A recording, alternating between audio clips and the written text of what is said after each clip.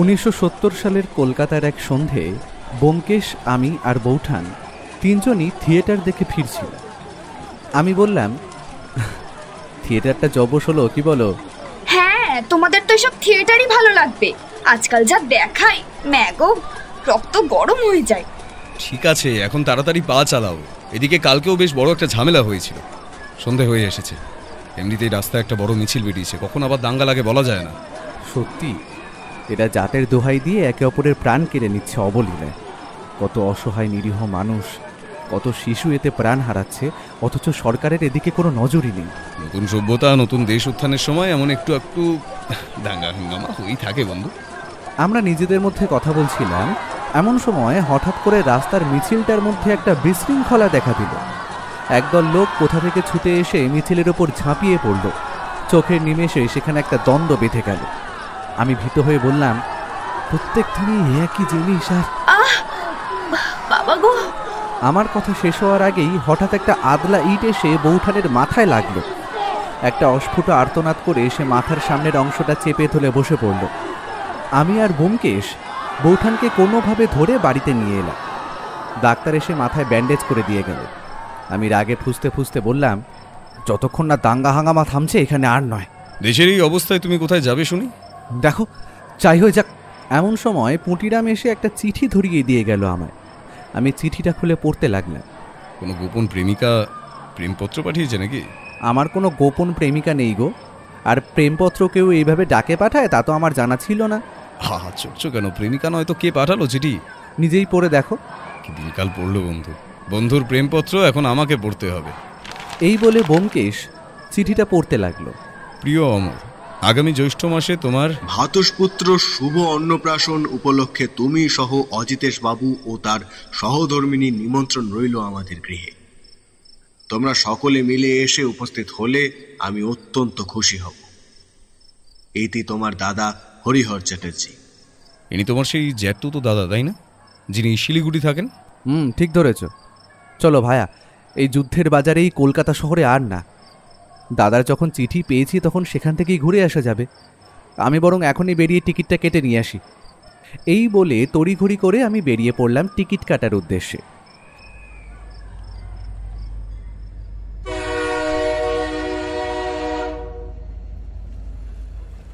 নির্দিষ্ট দিনে আমরা ট্রেনে চেপে গেলাম জলপাইগুড়ি, তারপর সেখান থেকে শিলিগুড়ি। ট্রেন যখন জলপাইগুড়ি পৌঁছলো তখন স্টেশনের বড় ঘড়িতে বাজে সকাল 8:52। স্টেশনের বাইরে বেরোনোর পথে আমরা দেখি দাদা আমাদের জন্য গাড়ি পাঠিয়েছেন। ড্রাইভার আমার আর ব্যোমকেশের নাম লেখা একটা প্ল্যাকার্ড হাতে নিয়ে স্টেশনে দাঁড়িয়ে ইতিউতি চাইছেন। আমি সেটা দেখি হাত নাড়িয়ে বললাম, এই যে আমরা এদিকে। তো এখান থেকে কতক্ষণ লাগবে? তা ঘন্টা 3 লাগবে বাবু। এখান থেকে গাড়ি করে শিলিগুড়ি পৌঁছতে তো ঘন্টাখানেকের মতো লাগে, খুব বেশি হলে 1.5 ঘন্টা। আগে স্যারের বাড়ি তো খোদ শিলিগুড়িতে নয়, শিলিগুড়ি থেকে উত্তরে মাইল 2 পথ গেলে তবে বেলাকুড়ি, সেখানেই ওনার বাড়ি। আমরা গাড়িতে উঠে পড়লাম। গাড়িও স্টার্ট দিয়ে দিল। ঘন্টা 1.5 পর থেকেই আশেপাশের পরিবেশটা বদলে যেতে লাগলো। এমন মনোরম পরিবেশ বহুদিন দেখিনি। এদিকটা কলকাতার মতো অত ঘিঞ্জি না। চারিদিকটা বেশ ফাঁকা আর গাছপালায় ভর্তি। শুদ্ধ বাতাস বুক ভরে টেনে বৌঠান বলল, উফ, কলকাতার ওই দমবন্ধকর পরিবেশের সাথে এই পরিবেশের কতই না পার্থক্য। কি বিশুদ্ধ এখানকার হাওয়া। দুদিকের প্রাকৃতিক সৌন্দর্য দেখতে দেখতে পৌঁছে গেলাম বেলাগুড়ি, দাদার বাড়িতে। দাদা গেটের সামনে দাঁড়িয়েছিল আমাদেরই অপেক্ষায়। আমি গাড়ি থেকে নামতেই ও এসে আমায় জড়িয়ে ধরল। কতদিন পর তোকে দেখছি ভাই। এখানে আসার পর তো তোর সাথে আর সেভাবে যোগাযোগ করতে পারিনি। কেমন আছিস ভাই? এই তো বেশ ভালো আছি। এই বলে দাদা ব্যোমকেশের দিকে ফিরল। ও মৃদু হেসে হাত জোর করে বলল, নমস্কার, আগে আমি সেই অধম। ছি ছি ছি ছি, কি বলছেন? আপনি এত নাম করা একজন মানুষ, শিলিগুড়িতে পর্যন্ত আপনার নাম ছড়িয়ে পড়েছে। আপনি আজ এখানে এসেছেন, আমরা সকলেই সমৃদ্ধ হয়ে গেলাম। আচ্ছা, আলাপ করে দিই, ইনি আমার সহধর্মিনী। আমরা ভেতরে গেলাম। কাঠের দোতলা বাড়ি। বাড়ির সামনের মেন গেটটাও কাঠেরই তৈরি। বাড়ির ভেতরে ঢুকেই ডান দিক দিয়ে চলে গেছে একটা সিঁড়ি। আমরা বসার ঘরে বসে আমি বললাম, দাদা, তোর বাড়িটা তো বেশ বিলেতি ঢঙে বানিয়েছিস। এই বাড়িটা তো তোর বৌদিদের পৈতৃক সম্পত্তি, আর সম্পূর্ণ বাড়িটা তো তোর বৌদিরই সাজানো। সত্যি রে, খুব সুন্দর করে সাজানো, পুরো স্বর্গ। বাড়ি যদি স্বর্গের মতো না হয় তাহলে সে বাড়ি বাড়ি থাকে না। বাড়ি এমন হবে যেখানে সবকিছু ছেড়ে ছুড়ে বারে বারে ফিরে আসতে ইচ্ছা করবে। কি বলো ঠাকুরপো? কথাটা বলেই আমাদের সামনে এসে দাঁড়ালো সৌদামিনী। আসলে আমাদের দুইজনের বয়স এক হওয়ায় দাদার বউকে আর বৌদি বলে সম্বোধন করে ডাকি না, সৌদামিনীই বলি। তারপর সে বৌঠানের দিকে তাকিয়ে বলল, তা ভাই, তুমি এই পুরুষদের মাঝখানে বসে কি করবে বলো? এদের যত সব রসকসীন কথাবার্তা, তার চেয়ে তুমি বরং আমার সাথে ভেতরে চলো। এই বলে সৌদামিনী বৌঠানকে নিয়ে ভিতরে চলে গেল। তোরা তো অনেক দূর থেকে এসেছিস, এখন হাত মুখ ধুয়ে দুপুরের খাবার খেয়ে একটু বিশ্রাম কর। আচ্ছা, আজ তো আপনার ছেলের অন্নপ্রাশন, তা কোনো আয়োজন নেই, লোকজন নেই কেন? আসলে ছেলের মুখে প্রসাদ তিথি মেনে বেশ অনেকদিন আগেই দেওয়া হয়েছে। আজকে একটা গেট টুগেদার পার্টি রাখা হয়েছে। বাড়িতে এসব করলে ঝক্কি অনেক বেশি, তাই আমাদের এক কমিউনিটি হল আছে, সেখানেই পার্টিটা অ্যারেঞ্জ করেছি। বিকেলে গেলেই বুঝতে পারবে। দুপুরে খাওয়ার পর আমার বেশ ক্লান্তি আসছিল। আমি বললাম, তোমরা বরং একটু গল্প করো, আমি বরং একটু ঘুমাই।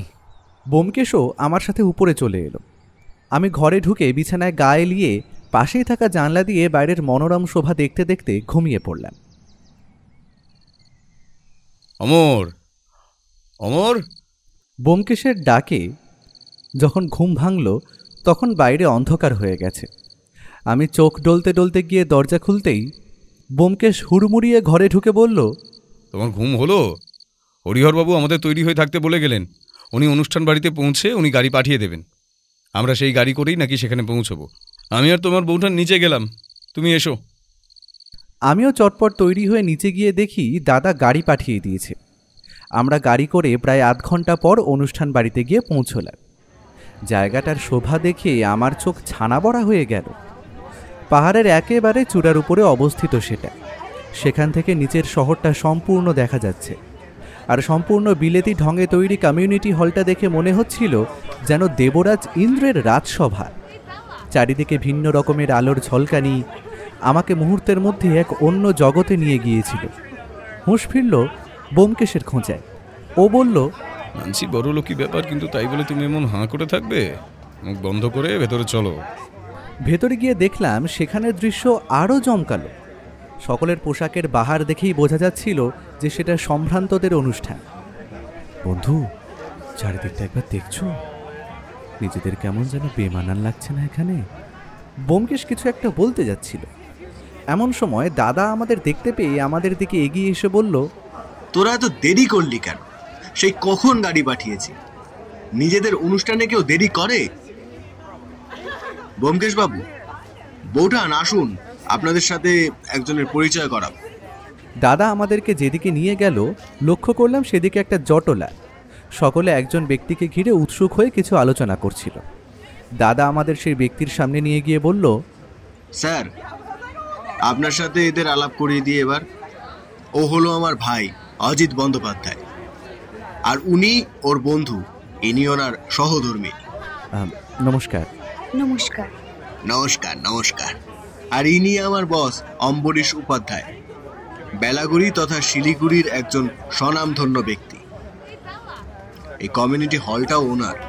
হরি, তুমি একটু বেশি বাড়িয়ে বলছো।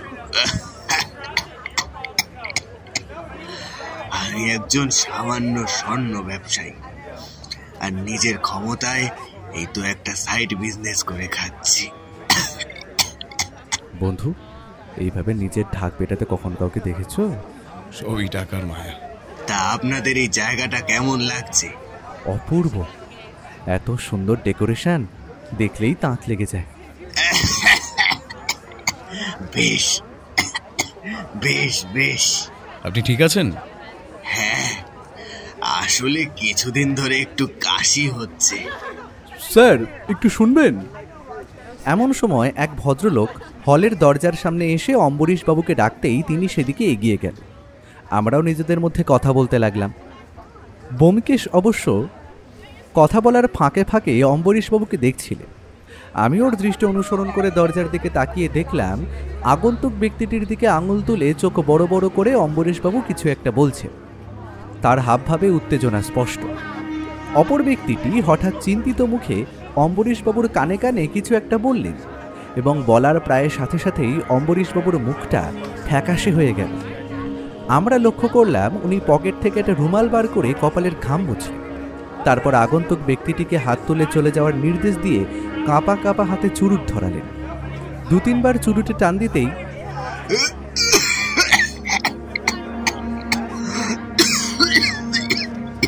তার কাশি শুরু হলো। কাশির দমকে তার চোখ যেন ঠিকরে বেরিয়ে আসছিল। কি হলো বলো তো? চলো দেখি। অম্বরীশবাবু কাশতে কাশতে পড়েই যাচ্ছিল। ব্যোমকেশ কোনো রকমে ওনাকে ধরে ফেলল। আপনার কি হয়েছে নাকি? জল খাবেন? কেউ একটু জল দিন প্লিজ। অম্বরীশবাবু জোরে জোরে শ্বাস টানতে টানতে হাত দিয়ে কিছু একটা ইশারা করল। তা দেখে ব্যোমকেশ প্রশ্ন করল, ইনহেলার চাইছেন? ওর প্রশ্নের প্রত্যুত্তরে উনি শুধু ওপর নিচে মাথা নাড়লেন। ব্যোমকেশ ওনার শার্ট ও প্যান্টের পকেট হাতড়ে ইনহেলারটা বার করে ওনার মুখের সামনে ধরে 2 বার পাম্প করতেই অম্বরীশবাবুর চোখ যেন আরও ঠিকরে বেরিয়ে এলো। মুখটা হা হয়ে জিভটাও কিছুটা বেরিয়ে এলো। পুরো শরীরটা সামান্য কেঁপে স্থির হয়ে গেল। অম্বরীশবাবু, অম্বরীশবাবু! কিন্তু ব্যোমকেশের ডাকে অম্বরীশবাবু সাড়া দিলেন না। শেষে ওনার নাড়ি পরীক্ষা করে ও বলল, উনি আর আমাদের মধ্যে নেই। এতক্ষণ আমাদের ঘিরে একটা জটলা তৈরি হয়েছিল। ব্যোমকেশের কথাটা শোনা মাত্রই তারা সকলে উত্তেজিত হয়ে চিৎকার করতে লাগলো। আপনারা প্লিজ শান্ত হন। আরেকটা কথা, আপনারা কেউ অম্বরীশবাবু বা তার সামনে পড়ে থাকা কোনো জিনিস ছোবেন না। এত অবধি বলে ব্যোমকেশ কিছু একটা ভাবল। তারপর দাদার দিকে তাকিয়ে আবার বলল, আচ্ছা হরিহরবাবু, আপনাদের থানাটা এখান থেকে কত দূর? থানা তো সেই শিলিগুড়িতে, তবে এখানে একটা আউটপোস্ট আছে। বেশ, আপনি বরং এক্ষুনি ওখানে চলে যান এবং ওদের বিষয়টা বুঝিয়ে বলুন। ভাইয়া, তুমিও বরং যাও ওনার সঙ্গে। আমি আমি আবার কেন? যেটা বলছি সেটা করো। আর হ্যাঁ, যত তাড়াতাড়ি পারবে পুলিশ নিয়ে ফেরার চেষ্টা করো। ব্যোমকেশের কথার মধ্যে এমন কিছু ছিল যা শুনে আমি আর কোনো কথা না বাড়িয়ে দাদার সঙ্গে গাড়িতে উঠলাম। পুলিশ আউটপোস্টের দিকে যাওয়ার সময় আমার মনের মধ্যে একটা অস্থিরতা কাজ করছিল। মাথায় বারবার একটাই প্রশ্ন ঘুরপাক খাচ্ছিল, এই মৃত্যুর মধ্যেও কি এমন দেখলো যার জন্য এত তাড়াহুড়ো করে আমাদের পুলিশের কাছে ছুটতে বলল? আর অম্বরীশবাবু উত্তেজিত হয়ে লোকটার সঙ্গে কি আলোচনা করছিল? এই মৃত্যু কি তবে স্বাভাবিক নয়? ব্যোমকেশ কি তবে কিছু আন্দাজ করেছে? তার জন্যই এই তৎপরতা? একের পর এক প্রশ্ন আমার মাথায় ঘুরপাক খাচ্ছিল, আর আমি কোনো উত্তরই পাচ্ছিলাম না। বারবার মনে হচ্ছিল যদি এখন ঘটনাস্থলে থাকতাম তাহলে অন্তত ব্যোমকেশের সঙ্গে 2টো কথা বলে মনের অস্থিরতা কিছুটা কমাতে পারতাম। এমন সময় দাদা এবার আমাকে একটা ঠেলা মেরে বলল, কিরে, কি ভাবছিস?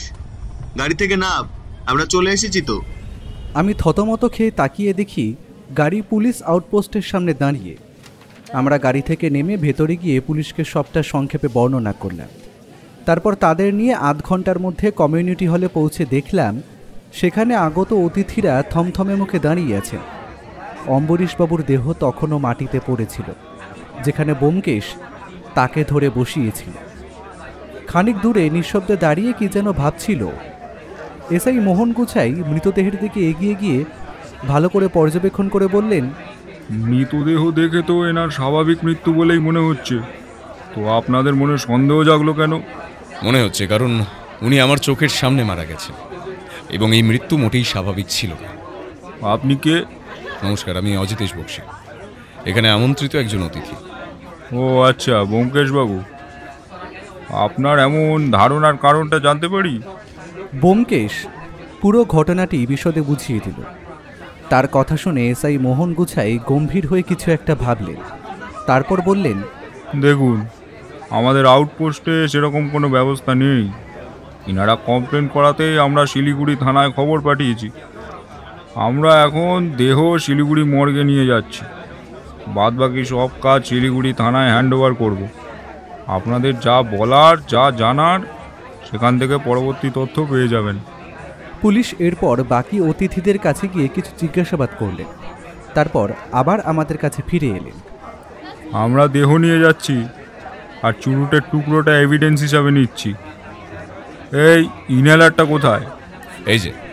ব্যোমকেশ হাতে ধরা ইনহেলারটি পুলিশের হাতে তুলে দিল। ধন্যবাদ, আসি।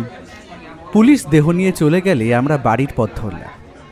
দাদার বাড়িতে ফিরে সোফায় বসে ব্যোমকেশ দাদার সঙ্গে কথা বলা শুরু করলো। হরিহরবাবু, অম্বরীশবাবু তো আপনার বস ছিলেন, তাই না? তা আপনি তার অধীনে ঠিক কি কাজ করতেন? ওনার সোনার ব্যবসা ছাড়াও কাঠের আসবাবপত্রের ব্যবসা ছিল। আমি কাঠের কারবারটাই দেখতাম। মানে ঠিক কি কাজ করতে হতো আপনাকে? কাজ বলতে কাঠের গোডাউনে ফার্নিচার ম্যানুফ্যাকচারিং, পলিশিং এসবের সুপারভাইজার ছিলাম আমি। সবটা আমি তদারকি করতাম। আচ্ছা, মানুষ হিসেবে উনি কেমন ছিলেন? কি বলবো, উনি একটু জটিল মানুষ ছিলেন। ব্যবসায় উনি টাকা ছাড়া আর কিছু বুঝতেন না।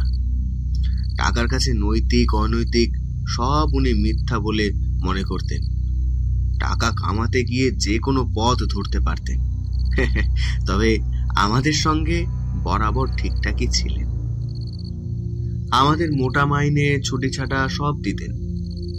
তবে নিজের স্বার্থে ঘা লাগলে উনি যা খুশি তাই করতে পারেন। বুঝলাম। আচ্ছা, ওনার বাড়ির লোক তো কেউ এলো না কেন? আমি যে আপনাকে খবর পাঠাতে বললাম, আপনি জানিয়েছিলেন ওনাদের? হ্যাঁ, তবে ওনার স্ত্রী, ভাই, ভাইয়ের স্ত্রী সহ পুরো পরিবারই ওনার ভাইজির শ্বশুর বাড়ি গেছেন, ভাইজির দেওরের বিয়েতে। আমি টেলিগ্রাম করে দিয়েছি, কালকের মধ্যে ফিরে আসবেন আশা করি। আর অম্বরীশবাবু, তিনি যাননি কেন? যতদূর জানি ওরও যাওয়ার কথা ছিল, কিন্তু আগামী পরশু একটা বড় মিটিং পড়ে যাওয়ায় উনি থেকে গিয়েছেন। যতদূর শুনলাম বেশ বড় ডিল। সেটি সাকসেসফুল হলে বেশ মোটা অঙ্কের মুনাফা হতো। আর হ্যাঁ, ওনার ভাইপো, সেও তার পরিবারের সাথে যায়নি, এখানেই আছে। আমি তো... দাদা কিছু একটা বলতে যাচ্ছিল, এমন সময় ঘরের টেলিফোনটা বেজে উঠল। দাদা উঠে গিয়ে ফোনটা তুলে চিন্তিত মুখে কিছুক্ষণ অপর প্রান্তের কথা শুনল, তারপর আচ্ছা ঠিক আছে এই বলে ফোনটা রেখে দিয়ে আবার সোফায় এসে বসে অন্যমনস্ক হয়ে বলল, হ্যাঁ, কি যেন বলছিলাম? অম্বরীশবাবুর ভাইপোর বিষয়ে কিছু বলছিলেন, যে ওনার ভাইপো সেও তার পরিবারের সঙ্গে যায়নি, এমন কিছু। ও হ্যাঁ। তা ওনাকে খবর পাঠানো হয়নি? তিনিও তো এলেন না। আর আশা, তার তো খোঁজই পাওয়া যায়নি মশাই। মানে ওই ছেলের বাড়িতেই থাকার কথা, কিন্তু দুদিন ধরে সে নাকি গায়েব। আমি গৌরাঙ্গ বাবুকে বলেছিলাম খবর দিতে, তিনি স্যারের বাড়িতে গেল এবং চাকর জানায় যে ছেলে গত দুদিন হলো বাড়ি ফেরেনি। বটে, তা কোথায় গেছে কিছু জানা গেছে? কোথায় আর যাবে, ওই ছেলে যা বকাটে, মদ জুয়া মেয়ে মানুষ এইসবেই ডুবে থাকে। হয়তো কোথাও মাতাল হয়ে পড়ে আছে। বুঝলাম। আচ্ছা, যে ভদ্রলোক অম্বরীশবাবুর সঙ্গে কথা বলছিলেন তাকে চেনেন? কে তিনি, আর কেনই বা এসেছিলেন বলতে পারবেন? চিনি বলা ভুল, নাম জানি, আর দু একবার আমাদের গোডাউনেও দেখেছি। ওর নাম দেবেন, দেবেন জোয়ারদার। স্যারের সব সোনার ডিলারশিপ গুলো ওই আনতো। পরশু বড় ডিল ফাইনাল হওয়ার কথা, তাই হয়তো সেই নিয়ে কিছু বলতে এসেছিল। আমার মনে হচ্ছে ওই ডিল নিয়েই হয়তো কোনো গন্ডগোল হয়েছে, আর সেই জন্যেই অম্বরীশবাবু নার্ভাস হয়ে অসুস্থ হয়ে পড়লেন। শ্বাসকষ্ট তো ছিলই, সব মিলিয়েই হয়তো হার্ট অ্যাটাকটা হলো। এতে সত্যিই হয়তো কোনো রহস্যই নেই। হতে পারে, তবে আমার সেটা মনে হয় না। এখন শুধু পোস্টমর্টমের অপেক্ষা। ওটা রিপোর্ট আসলেই বোঝা যাবে মৃত্যুটা স্বাভাবিক নাকি না। যাই হোক, আজ এই অবধি থাক, অনেক রাত হলো। হরিহরবাবু, আপনি গিয়ে শুয়ে পড়ুন। আরে এখনই ঘুমোবে? আমার তো মাথায় হাজার প্রশ্ন ঘুরছে গো। ভাবলাম তোমার সাথে বসে একটু আলোচনা করব। আমি গেলাম, তোমার বউঠান অনেকক্ষণ হলো ওপরে একা। এখন না গেলে আজ মহাভারত লেগে যাবে রাতে। আর শোনো, তোমার এখন চোখে ঘুম নেই ঠিক আছে, কিন্তু কাল সকালে পড়ে পড়ে ঘুমিও না, তাড়াতাড়ি উঠো। কেন? 7 সকালে উঠে আবার কোথায় ছুটবো? শিলিগুড়ি থানায় যেতে হবে, ওখানে পুলিশ অফিসারের সঙ্গে কথা বলা দরকার। ব্যোমকেশ ওপরে চলে গেল। আমি সোফায় বসে অম্বরীশবাবুর মৃত্যু, তার ভাইপোর গায়েব হওয়া আর সেই ডিলের কথা ভাবতে লাগলাম। এইসব ভাবতে ভাবতে কখন যে সোফাতেই ঘুমিয়ে পড়েছিলাম তা খেয়ালই ছিল না। ব্যোমকেশের ধাক্কায় যখন ঘুম ভাঙল তখন সকাল হয়ে গেছে। বন্ধু উঠে পড়ো, 8টা বেজে গেছে, চলো তাড়াতাড়ি বেরোতে হবে। ও বাবা, তুমি তৈরি? হ্যাঁ, তুমিও তাড়াতাড়ি তৈরি হয়ে নাও। হরিহরবাবুর সঙ্গে কথা হয়েছে, ওনার গাড়িতেই আমরা শিলিগুড়ি থানায় যাব। সেখানে অফিসারের সঙ্গে খোলাখুলি কথা বলতে হবে। ফরেন্সিক রিপোর্ট, পোস্টমর্টম রিপোর্ট কবে আসবে সব জানাটা দরকার। আর অম্বরীশবাবুর লোকেরা থানায় যোগাযোগ করেছে না সেটাও জানতে হবে। যদি তারা ফিরে থাকে তাহলে ওনার বাড়িতে গিয়ে একবার কথা বলতে হবে, বিশেষ করে ওনার ভাইপোর সঙ্গে। আচ্ছা, তুমি কি মৃত্যুর তদন্ত করবে বলে ভাবছো কিছু? একদম তাই। লোকটা আমার হাতে ছটফট করতে করতে প্রাণ হারিয়েছেন। আমি যদি খুব ভুল না হয়ে থাকি, এটা খুন। আমার চোখের সামনে আমার হাতে একজন মানুষ কারো গভীর ষড়যন্ত্রের শিকার হলেন, আর আমি নীরবে বসে থাকব? এমনটা তো হতে পারে না। চলো তাড়াতাড়ি রেডি হও, আমি বাইরে অপেক্ষা করছি। আমি তাড়াতাড়ি তৈরি হয়ে বাইরে এসে দেখি ব্যোমকেশ গাড়ির পাশে দাঁড়িয়ে। আমি গাড়িতে উঠতেই গাড়ি ছুটল শিলিগুড়ির দিকে। থানায় পৌঁছে ভেতরে ঢুকতেই এক চেনা গলা কানে ভেসে এলো। আরে ব্যোমকেশ, অজিত, তোমরা এখানে? কি ব্যাপার? আমরা পেছন ঘুরে দেখি আমাদের পুরনো বন্ধু থানার বড়বাবু সন্দীপ গুহ হাসি মুখে আমাদের দিকে এগিয়ে আসছে। তুমি এখানে? হ্যাঁ, মাস সাতেক হলো বদলি হয়ে এসেছি, কিন্তু তোমরা এখানে কি ব্যাপার? কাল রাতে বেলাগুড়ির নামকরা ব্যবসায়ী অম্বরীশ উপাধ্যায় প্রয়াত হয়েছেন, সেই বিষয়ে আমার একটু কথা বলতে এসেছি। হ্যাঁ জানি, ওনার দেহ পোস্টমর্টেমে গেছে, দুটো এভিডেন্স পাওয়া গেছে। ওখানকার এসআই বলল সম্ভবত মার্ডার ওয়েপন।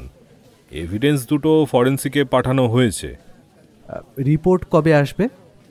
আস্তে আস্তে কাল বা পরশু হবে। কিন্তু তোমরা এত কিছু জিজ্ঞেস করছো, ব্যোমকেশ, তুমি কি এতে অস্বাভাবিক কিছু দেখছো? ভদ্রলোক আমার হাতে শেষ নিঃশ্বাস ত্যাগ করেছেন সন্দীপ। আমি নিশ্চিত ওনার মৃত্যুর পেছনে কোনো গভীর রহস্য লুকিয়ে আছে। আমরা কথা বলছি এমন সময় থানায় দুজন এসে ঢুকলে। একজন 50 ভদ্রলোক আর একজন 28 বছরের তরুণ। তারা উদ্বিগ্ন মুখে সন্দীপের দিকে এগিয়ে এলেন। তরুণীটি বললেন, আমার স্বামী অম্বরীশ উপাধ্যায় কাল রাতে মারা গেছেন। আমরা এখানে ছিলাম না, টেলিগ্রাম পেয়ে আজ সকালে ফিরেছি। ফিরে জানতে পারলাম এই কেসটা আপনারা দেখছেন। আমার আমার স্বামীর দেহ কোথায়?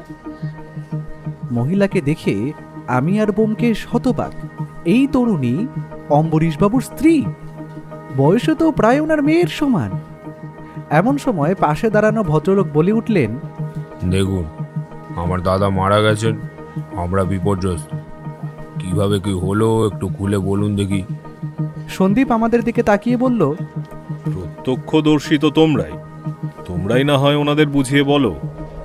আমরা সংক্ষেপে ঘটনাটা বুঝিয়ে বললাম, কিন্তু অম্বরীশবাবুর ভাই আমাদের কথায় যেন খানিকটা বিরক্ত হলেন।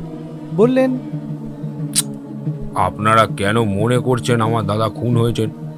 ওনার হাই ব্লাড প্রেশার ছিল, শ্বাসকষ্টের সমস্যা ছিল, উনি চেইন স্মোকার ছিলেন। হার্ট অ্যাটাকও তো হতেই পারে। নিশ্চয়ই পারে, কিন্তু এমন আকস্মিক মৃত্যু হলে পুলিশ কেস হয়, আর এক্ষেত্রে পোস্টমর্টম হয়। মিস্টার, আমি দিগম্বর উপাধ্যায়, অম্বরীশ উপাধ্যায়ের ভাই, আর ইনি আমার দাদার স্ত্রী কঙ্কা উপাধ্যায়। দেখুন দিগম্বর বাবু, আমরা আপনাদের মানসিক অবস্থা বুঝতে পারছি। পোস্টমর্টেম রিপোর্ট এলেই আমরা দেহ আপনাদের হস্তান্তর করে দেব, তাই একটু ধৈর্য ধরুন। আচ্ছা মিস্টার উপাধ্যায়, একটা কথা বলতে চাই। জানি এখন আপনাদের মনের অবস্থা ভালো নেই, তাও যদি আপনারা 10টা মিনিট সময় দেন তাহলে আমি আপনাদের পরিবারের সঙ্গে একটু কথা বলতাম আর কি। কিসের কথা? আপনি কেন এই বিষয়ে নাক গলাচ্ছেন? দেখুন, আমি একজন সত্যান্বেষী। সত্য খুঁজে বের করা আমার কাজ। আমার চোখের সামনে কোনো অপরাধ হলে আমি সেটার সত্য বের করেই ছাড়ি, তাতে আর কারো মত থাকুক বা না থাকুক। ঠিক আছে, বেলার দিকে আপনারা আমাদের বাড়িতে আসুন। আমার স্বামীকে যদি সত্যি কেউ হত্যা করে থাকে তবে আমিও চাই হত্যাকারী ধরা পড়ুক। আমি লক্ষ্য করলাম কথাটা বলার সময় কঙ্কাদেবী তীক্ষ্ণ দৃষ্টিতে একবার দিগম্বর বাবুর দিকে তাকালেন।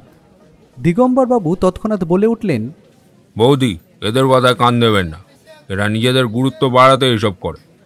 দিগম্বরবাবু, ওনার মৃত্যু স্বাভাবিক হলে কেউই নাক গলাবে না, কিন্তু কোনো গোলমাল থাকলে পুলিশ কিন্তু নাক গলাবেই। আমি ব্যোমকেশকে ভালো করে চিনি। ও যখন বিনা পারিশ্রমিকে যেচে আপনাদের সাহায্য করতে চাইছে, নিয়ে নিন। ঠিক আছে, বেলায় আসুন, আমরা যতটা সম্ভব সাহায্য করব। আমরা বাড়ি ফিরে জলখাবার খেয়ে উপাধ্যায় বাড়ির উদ্দেশ্যে রওনা দিলাম। বাড়ির সামনে পৌঁছে আমরা থ হয়ে গেলাম। এ কি বাড়ি না রাজপ্রাসাদ? বিশাল বড় বাড়িটা যেন শিল্পকর্মের এক নিদর্শন। সামনে বিস্তীর্ণ বাগান, ফোয়ারার জলধারা আর রকমারি ফুলের সমারোহে চোখ জুড়িয়ে যায়। বাগান পেরিয়ে রাস্তাটা সোজা গাড়ি বারান্দা পর্যন্ত গেছে। আমরা হেঁটে এগিয়ে গেলাম। গাড়ি বারান্দায় একজন লোককে দেখলাম, সম্ভবত মালি। তার কাছে দিগম্বর উপাধ্যায়ের খোঁজ করতেই তিনি আমাদের দোতলায় যেতে বললেন। বাড়ির ভেতরে ঢুকে সিঁড়ি ধরে উঠতে উঠতে চোখ তো ধাঁধিয়ে গেল। সাদা মার্বেলের মেঝে, দেওয়ালে নকশাদার কারুকাজ, আর চারপাশে এমন শৈল্পিক সৌন্দর্য যে মুগ্ধ না হয়ে পারা যায় না। দোতলায় একটা বড় হল ঘর। ঘরের মাঝখানে সেগুন কাঠের কারুকার্য করা একটা বিশাল সোফায় কিছু হিসেবের কাগজপত্র নিয়ে বসেছিলেন দিগম্বরবাবু। আমাদের দেখে তিনি বললেন, ও, এসে গেছেন, বলুন কি করতে পারি। এমন সময় সেখানে উপস্থিত হলেন বছর 40-এর একজন ভদ্রমহিলা। আমাদের দেখে তিনি একটু অবাক হলেন। দিগম্বরবাবু তৎক্ষণাৎ বলে উঠলেন, আলাপ করিয়ে দিই, ইনি আমার স্ত্রী রঞ্জাবতী। আর রঞ্জা, এরা হলেন, মাফ করবেন, আপনাদের নামটা মনে নেই। নমস্কার, আমি সত্যান্বেষী, আপনারা যাকে গোয়েন্দা বলেন আর কি, আর ও আমার বন্ধু। হ্যাঁ, এরা দাদার মৃত্যু তদন্ত করতে এসেছেন। উনি গোয়েন্দা। গোয়েন্দা নয় দিগম্বরবাবু, সত্যান্বেষী। ওই হলো, কি জানতে চান বলুন। আপনার দাদার সঙ্গে আপনার সম্পর্ক কেমন ছিল? ভালোই ছিল, ভাই দাদার সম্পর্ক যেমন হয়। বেশ, আপনি কি আপনার দাদার ব্যবসা দেখতেন? আজ্ঞে না, আমার ফার্মাসি আছে, তাতেই দিব্যি চলে যায়। দাদা অনেকবার বলেছিলেন তার ব্যবসায় যোগ দিতে, কিন্তু জানেন তো, ব্যবসা, টাকা পয়সা এসবে জড়ালে সম্পর্ক নষ্ট হয়। তাছাড়া দাদার কাজকর্ম আমার ঠিক ভালো লাগতো না। মানে দাদার কাঠের ব্যবসা ছিল, সোনার ব্যবসা ছিল, বড় ব্যবসা, ঝামেলাও বড়। আচ্ছা, আপনার দাদার কি কারো সঙ্গে কোনো শত্রুতা ছিল? এই ধরনের কাজে তো আর শত্রুর অভাব হয় না মশাই। দাদার ব্যবসায় মোটা টাকার লেনদেন হতো। তাছাড়া দাদা একটু বেশি সতর্ক ছিলেন টাকা নিয়ে। পরিবারের থেকেও তার কাছে টাকা বেশি প্রিয় ছিল, ফলে অনেকের সঙ্গে তার বড়িমনা হতো না। বাজারে তো গুজব আছেই, উনি নাকি চোরা কারবার করতেন। ধরা কখনো পড়েননি, তবে গুজব তো থাকবেই। এবার এসব যদি সত্যি হয়, শত্রু থাকাটা কি খুব অস্বাভাবিক কিছু? চোরা কারবার মানে কি ধরনের? দেখুন, আমি এত কিছু জানি না, কানে এসেছে তাই বললাম। আপনার কানে চোরা কারবারের খবর এলো, কিন্তু কিসের চোরা কারবার সেটার একবারও খোঁজ নিলেন না। মশাই, আমি ঝামেলা পছন্দ করি না। নিজের ব্যবসা নিয়ে থাকি, কখনো দাদার ব্যবসায় মাথা কামানোর চেষ্টা করি। তাছাড়া ওনার ব্যাপারে কেউ নাক গলাক, সেটা উনি কখনোই পছন্দ করতেন না। ঠিক আছে, আজ চলি, দরকার হলে আবার আসবো। আমরা উঠে দাঁড়ালাম। অজিত রঞ্জাবতী দেবীর উদ্দেশ্যে বলল, আমরা একবার অম্বরীশবাবুর ঘরে যাব। ওনার ঘরটা কোন দিকে? এই তো, করিডোর ধরে সোজা দক্ষিণ দিকে চলে যান। ওখানে সবচেয়ে বড় যে ঘরটা, ওইটাই দাদার। বৌদি সম্ভবত ঘরেই আছেন। ধন্যবাদ। করিডোর ধরে দক্ষিণ দিকে এগিয়ে বড় ঘরটায় ঢুকতেই দেখলাম জানলার ধারে একটা চেয়ারে উদাস হয়ে বসে আছেন কঙ্কাদেবী। সাদা থানে তার মুখের বিষণ্ণতা যেন আরও গাঢ় হয়েছে। ব্যোমকেশ দরজার সামনে দাঁড়িয়ে বলল, কঙ্কাদেবী, আসতে পারি? কঙ্কাদেবী আঁচলটা গায়ে টেনে বললেন, ও, আপনারা? হ্যাঁ, আসুন, বলুন কিভাবে সাহায্য করতে পারি। প্রথমে বলবো, এই সময় আপনাকে বিরক্ত করার জন্য আমরা দুঃখিত। দুঃখের কি আছে, এ আমার ভাগ্য মিস্টার বক্সি। আচ্ছা, আপনার কেন মনে হচ্ছে যে আমার স্বামীকে কেউ খুন করেছে? শ্বাসকষ্ট, ব্লাড প্রেশার যতই থাকুক, ইনহেলার নিলে মানুষ অন্তত প্রাণে বেঁচে থাকে, কিন্তু ইনহেলার নেওয়ার পরেও উনি মারা গেলেন। এটা তখনই হয় যখন শরীরে আগে থেকে বিষ ঢুকে আছে।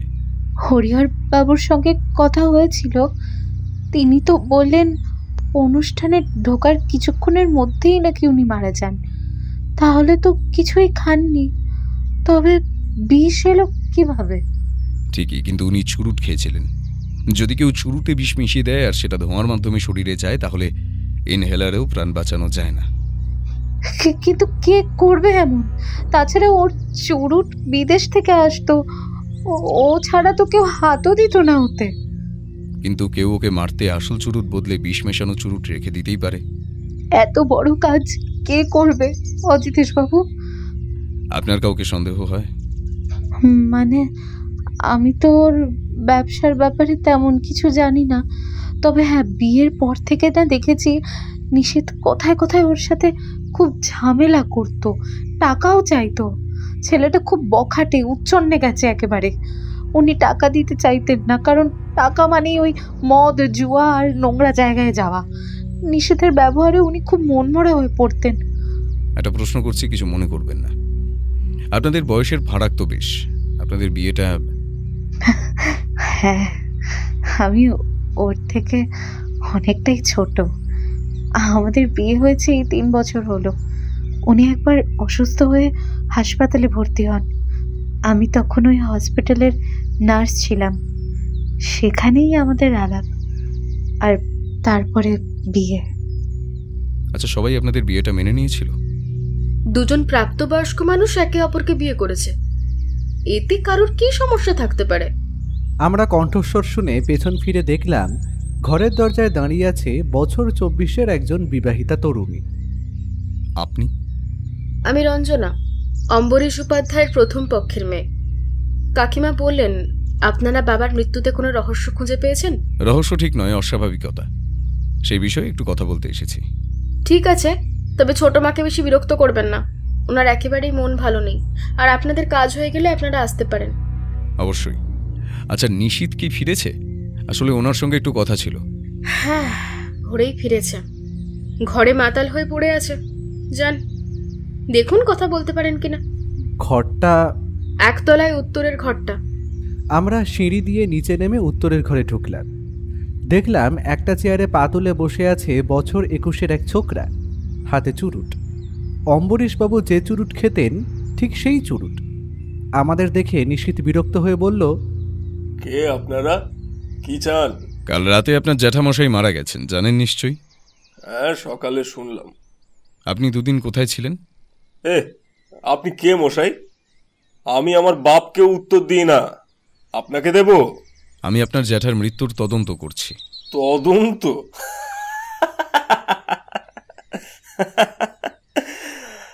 আরে সালা, বড় লোকদের বড় বড় ব্যাপার।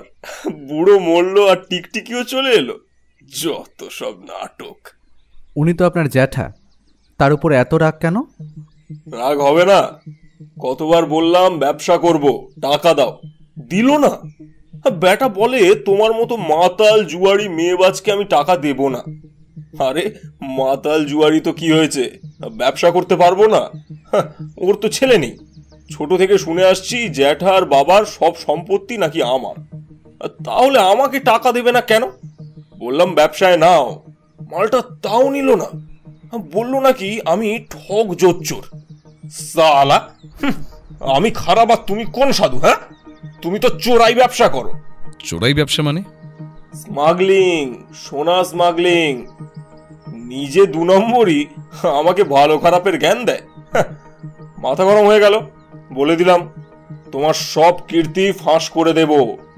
তারপর থেকে বুড়ো আর আমাকে সইতে পারতো না। সালা বলতো আমার নাকি মেয়ে মানুষের নেশা।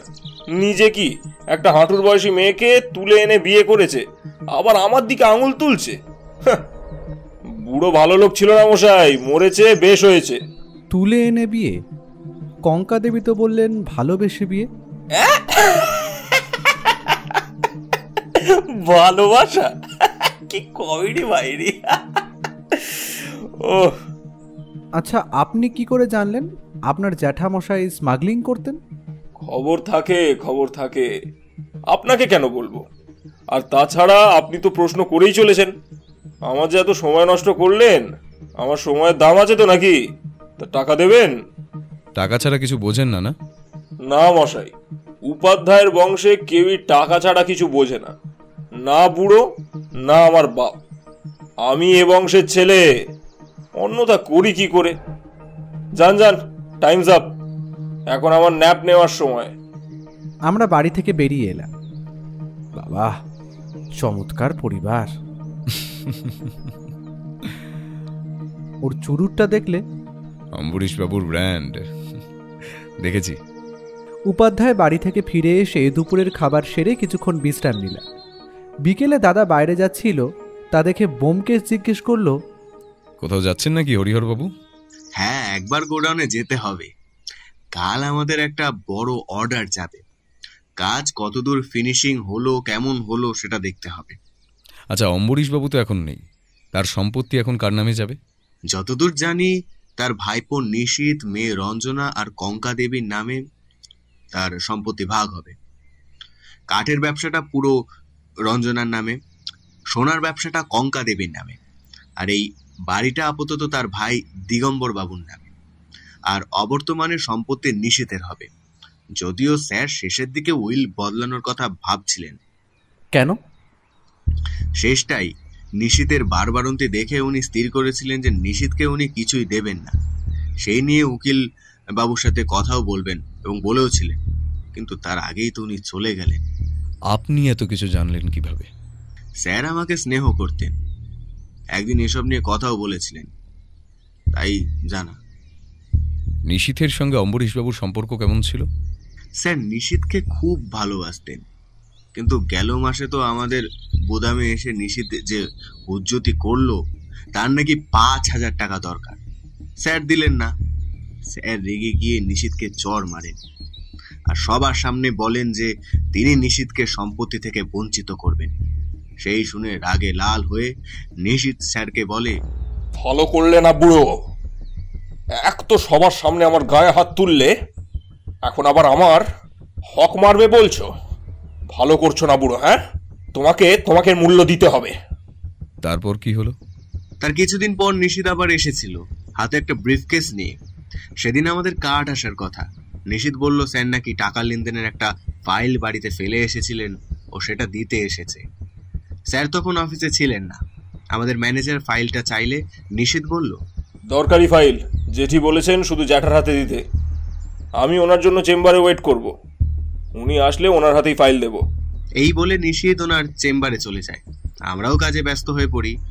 স্যার আসলে ওনাকে বিষয়টা জানাতে উনি চেম্বারে গিয়ে দেখেন চেম্বারে কেউ নেই। শুধু তাই নয়, স্যারের ড্রয়ার থেকে সেদিন পেমেন্টের পুরো টাকাও উধাও ছিল। জানাজানি হলে পরিবারের বদনাম, তাই স্যার আমাকে আর আমাদের ম্যানেজারকে পুরো বিষয়টা চেপে দিতে বললেন। ইন্টারেস্টিং। যাই হোক, আমি এখন আসি। আপনারা কোথাও যাবেন? অফিসে গিয়ে গাড়ি পাঠিয়ে দেবো? চলুন, আপনার সঙ্গেই যাব। কাঠের গোডাউনটাও দেখে নেব, ওখানকার লোকেদের সঙ্গে কিছু কথা বলার আছে। তারপর সোনার দোকানেও যেতে হবে। ঠিক আছে, চলুন। তিনজন একসঙ্গে আমরা বেরিয়ে পড়লাম। গাড়িতে উঠে বোমকেশ দাদাকে জিজ্ঞেস করলো, অম্বরীশ বাবুর এত বড় বড় ডিল হতো, তার মধ্যে কি স্মাগলিং টাগলিং ছিল? সেসব ব্যাপারে আমি ঠিক জানি না। স্যারের সোনার ব্যবসায় বড় বড় ডিল হতো ঠিকই, তবে কি পদ্ধতিতে, স্মাগলিং নাকি অন্য কিছু, সেটা আমার জানা নেই। আপনারা সোনার দোকানের ম্যানেজারের সঙ্গে কথা বলতে পারেন, আর নয়তো দেবেনের সঙ্গে যোগাযোগ করুন। দেবেনই সব ডিল নিয়ে আসতো। দেবেনকে কোথায় পাওয়া যাবে? ওর বাড়ির ঠিকানা আমার জানা নেই। হ্যাঁ, তবে আমাদের এখানে একটা ক্লাব আছে। দেবেন মাঝে মধ্যে সেখানে জুয়া খেলতে চায়। জুয়া? আগে আমাদের এখানকার ক্লাবে বড় বড় মানুষরা জুয়া খেলতে যান। নিশীথ কি সেখানে যায়? তা যায় বই কি, দেবেনের সঙ্গে ওর বেশ ভাব। বাহ, আচ্ছা, কি নাম ক্লাবের? দি হিমালয়ান প্যারাডাইস। একটা কাজ করুন, আমরা আপাতত বরং ওই ক্লাবে যাই। আপনি আমাদের সামনের মোড়ে নামিয়ে দিন, আর আপনি পৌঁছে গাড়িটা কাইন্ডলি পাঠিয়ে দেবেন। একদম। আচ্ছা, তুমি কি ভাবছো? অম্বরীশবাবুর মৃত্যুর সাথে নীতিশ কোনোভাবে জড়িত? আমার মনে কতগুলো অনুমান আছে অমর, কতগুলো বিন্দু। আমি সেগুলোকে মেলানোর চেষ্টা করছি মাত্র। মিলে গেলেই আসল চক্রান্তকারী হাতে চলে আসবে। আচ্ছা, স্যারের তো এখনো পোস্টমর্টম রিপোর্ট আসেনি। আপনি এখনই এতটা নিশ্চিত হচ্ছেন কিভাবে যে স্যারের মৃত্যু কারো চক্রান্তে হয়েছে? থামুন। কেন, কি হলো? আমাদের গন্তব্য এসে গেছে। গাড়ি থামতেই আমরা গাড়ি থেকে নেমে পড়লাম। ও বলল, আমি নিশ্চিত হচ্ছি আমার অভিজ্ঞতা থেকে। রাতে দেখা হচ্ছে। দাদার গাড়ি চলে গেলে আমরা ক্লাবের দিকে রওনা দিলাম। ক্লাবে পৌঁছে দেখি ভেতরে বেশ ভিড়। একটু এদিক ওদিক চোখ ঘোরাতে চোখে পড়ল একটা জুয়ার টেবিলে বসে তাস পিটছে নিশীথ আর দেবেন। আমাদের দেখে নিশীথ বিরক্ত হয়ে চেঁচিয়ে উঠল, আপনারা কি আমাকে ফলো করছেন? এখানেও হাজির হয়েছেন? ফলো করার মতো কি আপনি কিছু করেছেন নিশীথবাবু? না, আমি কিছু করিনি। তাহলে ভয় পাচ্ছেন কেন? কেন ভাবছেন আমরা আপনাকে ফলো করছি? আমরা তো এসেছি দেবেনবাবুর সঙ্গে কথা বলতে। নিশীথ চুপ করে গেল, কিন্তু দেবেন আমাদের দেখে হঠাৎ দৌড় লাগালো। ব্যোমকেশ এক লাফে গিয়ে তার জামার কলার ধরে মাটিতে ফেলে বলল, আরে মশাই, আমি তো আপনার সঙ্গে কথা বলতে এসেছি, আপনি পালাচ্ছেন কেন? আমি কিছু জানি না, আমি কিছু করিনি। বিশ্বাস করুন, সত্যি আমি কিছু করিনি। আমি কখন বললাম আপনি কিছু করেছেন? আমি তো শুধু কথা বলতে এসেছি। আপনি কিছু না শুনে কি করে বুঝলেন আমি কি জানতে এসেছি? আমি সত্যি কিছু জানি না। চুপ! বেশি ন্যাকামো করলে আপনাকে সোজা গারদে ভরবো। যা প্রশ্ন করব চুপচাপ উত্তর দেবেন, বুঝেছেন? বুঝেছি।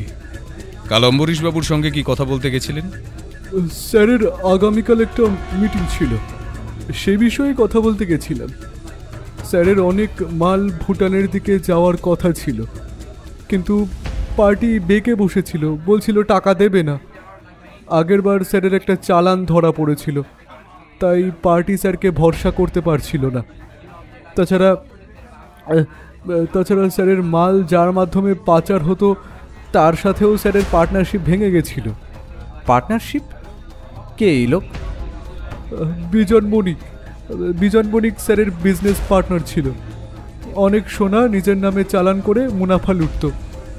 স্যার জানতে পেরে পার্টনারশিপ ভেঙে দেন, কিন্তু ততদিনে বিজন সোনার ব্যবসা জাকিয়ে বসেছে। নেপাল বর্ডারে স্যারের যে চালানটা ধরা পড়েছিল তার পেছনেও এই বিজনবাবুই ছিলেন। স্যার এই নিয়ে খুব চিন্তায় ছিলেন। আমি কাল শুনলাম বিজন আমাদের পার্টির সঙ্গে ডিল ফাইনাল করেছে, তাই সেটা স্যারকে বলতে গেছিলাম। আমি আর ব্যোমকেশ মুখ চাওয়াচাওয়ি করলাম। আমি দেবেনের কাছ থেকে বিজন বণিকের অফিসের ঠিকানাটা লিখে নিচ্ছিলাম, এমন সময় লক্ষ্য করলাম ব্যোমকেশ নিশীথের দিকে এগিয়ে গিয়ে কিছু একটা বলল, আর সেটা শুনেই নিশীথের চোখ রাগে লাল হয়ে গেল। চোয়াল শক্ত করে ব্যোমকেশ আসতেই আমি জিজ্ঞেস করলাম, তুমি ওর সাথে কি কথা বলছিলে? একটু খোঁচা মারছিলাম যদি পেট থেকে কিছু বেরোয়। ওই ছেলে কিন্তু একদম সুবিধের না। তাতে আমার কিচ্ছু যায় আসে না। এখন চলো বিজনবাবুকে একটু পরখ করা যাক। আমরা বেশ অনেকটা হেঁটে বেলাগুড়ি মার্কেটে এসে পৌঁছালাম। সেখানে এক দুজনকে জিজ্ঞেস করতেই তারা বিজনবাবুর অফিসটা দেখিয়ে দিল। আমরা অফিসে ঢুকে দেখলাম কাঁচে ঘেরা একটা ঘর। ধূর্ত চেহারার একজন মানুষ টেবিলে বসে কিছু কাগজপত্র দেখছিলেন। দরজার উপর নেম প্লেটে লেখা বিজন বণিক। দরজা খুলে অজিতেশ বলল, আসতে পারি? আপনারা? নমস্কার, আমি সত্যান্বেষী অজিতেশ বক্সী, আর উনি আমার সহকারী ও বন্ধু। নমস্কার। নমস্কার। বলুন, কি চাই? আমি অম্বরীশবাবুর মৃত্যুর তদন্ত করছি, সেই কারণেই আপনাকে কটা প্রশ্ন করার ছিল। বিজনবাবু এতক্ষণ মাথা নিচু করে হাতের কাগজগুলো দেখছিলেন। অজিতেশের কথা শুনে আমাদের দিকে তাকিয়ে কিছুক্ষণ চুপ থেকে বলল, আপনার কেন মনে হচ্ছে যে আপনি প্রশ্ন করলেই আমি উত্তর দেব? তা করলে আসলে আপনারই মঙ্গল। দেখুন, আমি শুধু আপনার আর অম্বরীশবাবুর ব্যবসায়িক সম্পর্ক নিয়ে কিছু কথা বলবো, সেগুলো ঠিকঠাক উত্তর দিলেই আপনার ছুটি। বলুন, কি জানতে চান? আপনি অম্বরীশবাবুকে ব্যবসায় ধোঁকা দিলেন কেন? উনি তো আপনার অনেক দিনের বিজনেস পার্টনার। তাহলে এমন কি হলো যে আপনি এমন একটা অন্যায্য কাজ করলেন? ব্যবসার সবকিছুই ন্যায্য মিস্টার বক্সী, তাই না? তার মানে আপনি স্বীকার করছেন আপনি অম্বরীশবাবুকে ব্যবসায় ধোঁকা দিয়েছেন? ধোঁকা? ভুল বললেন। বরং বলুন চোরের ওপর বাটপাড়ি করেছি। কিরকম? অম্বরীশ আমার বিজনেস পার্টনার ছিল ঠিকই, আমরা একসঙ্গে সোনার ব্যবসা করতাম, কিন্তু ও ছিল পয়সার পিশাচ। সবসময় মুনাফার বড় ভাগ নিজের পকেটে ভরত। লাভের টাকা নিয়ে কতবার ঝামেলা হয়েছে। তারপর ভাবলাম ভদ্রতা করে এর সঙ্গে চলবে না, তাই আমি আমার মতো খেলে গেলাম, ওকে ওভারটেক করলাম, ব্যাস ওর গায়ে ঝাল লেগে গেল। আমি জানতাম ও আমাকে ব্যবসায় রাখবে না। কলেজের সময় থেকে ওকে চিনি, সালা শয়তান, নিজের শ্বশুরের টাকায় এত বড় ব্যবসা দাঁড় করালো। আর শিবানী খুব ভালোবাসতো ওকে, কিন্তু ও সেই ভালোবাসার মূল্য দিল না, মেরে ফেললো শিবানীকে। মানে? ও মা, আপনারা জানেন না, ওর প্রথম পক্ষের স্ত্রী শিবানী 3 বছর হলো মারা গেছেন। না, সে ব্যাপারে খোঁজ নেওয়া হয়নি আসলে। শুনুন, আপনারা যার মৃত্যু তদন্ত করছেন সে একটা নরকের কীট ছিল। শিবানী ওর চোরা কারবারের কথা জেনে ফেলেছিল। দুজনের মধ্যে প্রচন্ড ঝামেলা হতো। অম্বরীশ হামেশাই শিবানীকে মারধর করত। শিবানী তার বাবার টাকায় তৈরি ব্যবসায় অসাধু কাজ মেনে নিতে পারেনি। একদিন ঝগড়া তুমুলে যায়। শিবানী গাড়ি নিয়ে বেরিয়ে যান। গাড়িটা অ্যাক্সিডেন্ট করে খাদে পড়ে আর শিবানী মারা যায়। এটা তো অ্যাক্সিডেন্ট, তাহলে আপনি খুন বলছেন কেন? খুন বলছি কারণ অম্বরীশ গাড়ির ব্রেক ভেঙে রেখেছিল। তো এসব আপনি জানলেন কি করে? একদিন মদের নেশায় চুর হয়ে অম্বরীশ নিজেই সব উগরে দিয়েছিল। জানেন মিস্টার বক্সি, শিবানীকে আমি খুব ভালোবাসতাম, কিন্তু মনের কথা কোনোদিনই বলতে পারিনি। আমি ভেবেছিলাম শিবানী হয়তো ওর সঙ্গে সুখী হবে, কিন্তু এই স্কাউন্ড্রেলটা মেয়েটাকে একদিনও শান্তি দেয়নি। পুলিশ তদন্ত করেননি? করেছিল মশাই, কিন্তু টাকা দিয়ে সব ধামাচাপা দেওয়া যায়। অম্বরীশ তাই করলো। আমার কাছে কোনো প্রমাণ ছিল না, তাই আইনিভাবে আমি ওকে শাস্তি দিতে পারিনি ঠিকই, কিন্তু আমি ঠিক করে নিয়েছিলাম ওকে কাঙাল করে ছাড়ব। তাই নিজের সোনার আলাদা ব্যবসা দাঁড় করালাম। ও যেমন মানুষের পিঠে ছুরি মারত, আমিও তাই করলাম। বদলা নেওয়ার জন্য আপনি নিজেই অম্বরীশ বাবুকে মারেননি তো? আমার যা বলার বলা হয়ে গেছে, এখন আপনারা আসতে পারেন। বিজন বণিকের অফিস থেকে বেরোনোর পর থেকে ব্যোমকেশের মুখে যেন তালা পড়ে গেল। সারা পথ একটাও কথা বলল না। বাড়ি ফিরে সে টেবিলের উপর রাখা টেলিফোন তুলে নিয়ে সম্ভবত শিলিগুড়ি থানায় সন্দীপকে ফোন করল। আমি পাশে দাঁড়িয়ে শুধু ওর কথাগুলো শুনতে পেলাম। হ্যালো, অজিতেশ বক্সি বলছি। শোনো, তোমাকে একটা কাজ করতে হবে। অম্বরীশবাবুর প্রথম স্ত্রী শিবানী উপাধ্যায় 3 বছর আগে অ্যাক্সিডেন্টে মারা যান। শিলিগুড়ি থানায় কেস হয়েছিল, ওই কেসের ফাইলটা আমার চাই। আর অম্বরীশবাবুর বর্তমান স্ত্রী কঙ্কাদেবীর পাস্ট হিস্ট্রিটাও একটু জোগাড় করতে হবে। হ্যাঁ, রাখলাম।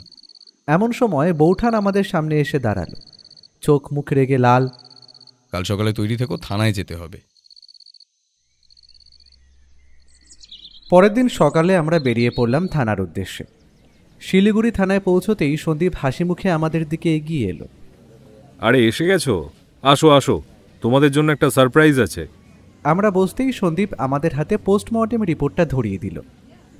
পোস্টমর্টেম রিপোর্টটা খুলে কিছুটা পরেই সন্দীপের দিকে তাকিয়ে ও বলল, এসব কি সন্দীপ?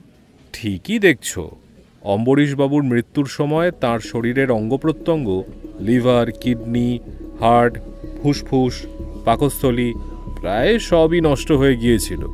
তাহলে কি অম্বরীশবাবুর মৃত্যু স্বাভাবিক? আমরা বেকারই এটাকে অস্বাভাবিক বলে সন্দেহ করছিলাম। ভাইয়া, এমনি এমনি কি শরীরের অঙ্গ নষ্ট হয় কোনো কারণ ছাড়া? রিপোর্টটা ভালো করে দেখো, স্পষ্ট লেখা আছে হাইলি রেডিও অ্যাক্টিভ কোনো পদার্থের ব্যবহারে এসব নষ্ট হয়েছে। অর্থাৎ তেজস্ক্রিয় কিছু তার শরীরে ঢুকেছিল, আর এটা একদিনে হয়নি। রিপোর্টে যেভাবে অঙ্গ নষ্ট হওয়ার কথা লেখা, তাতে মনে হয় দীর্ঘদিন ধরে এই পদার্থ তার শরীরে প্রবেশ করছে। এক্স্যাক্টলি, অনেকটা স্লো পয়জনের মতো। আচ্ছা, ফরেন্সিক রিপোর্টে কি আছে? ইনহেলার, চুরুট, ওগুলোতে কি কোনো রেডিও অ্যাক্টিভ পদার্থ পাওয়া গেছে? সারপ্রাইজটা এখানেই।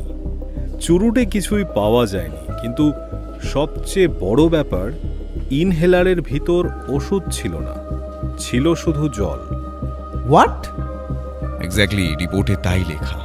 তার মানে জেনে বুঝে কেউ ইনহেলারের ওষুধ বদলে জল ভরে দিয়েছিল? শুধু তাই নয়, ওর প্যান্টের পকেটে একটা ইনসুলিন সিরিঞ্জ পাওয়া গেছে। ইনসুলিন? তোমরা ওনার প্যান্ট চেক করলেই পেতে। ইনহেলার খোঁজার সময় লম্বা মতো কিছু একটা হাতে ঠেকেছিল বটে, ওই অবস্থায় জিনিসটাকে অত গুরুত্ব দিইনি, ভেবেছিলাম ওটা পেন হবে। যাই হোক, ফরেন্সিক ডাক্তার সেই ইনসুলিন টেস্ট করেছে।